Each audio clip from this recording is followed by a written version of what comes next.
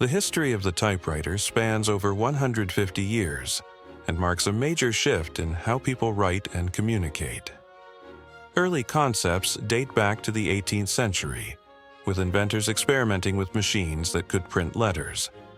However, it wasn't until 1868 that Christopher Latham Sholes, along with Carlos Glidden and Samuel Soule, created the first commercially successful typewriter, known as the Sholes and Glidden or Remington No. 1.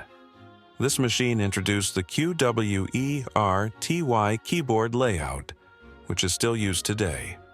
Though the Remington No. 1 had limitations, such as only printing in capital letters and requiring blind typing, it set the stage for future innovations. By the 1880s, typewriters began to include features like lowercase letters and visible typing. Underwood typewriters, in particular, became popular in offices and for professional writers. Typewriters became essential in business, journalism, and literature in the early 20th century.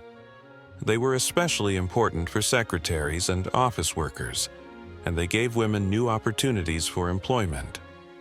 Writers like Mark Twain and Ernest Hemingway used typewriters to create their works.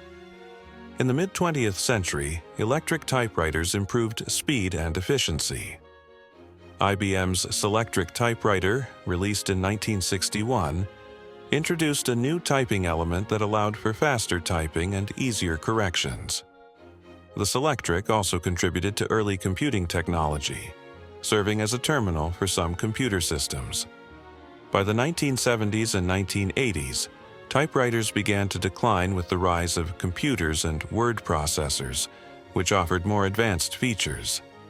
By the 1990s, typewriters were largely replaced, though they continue to be appreciated by collectors and enthusiasts today. Despite their decline, typewriters left a lasting legacy.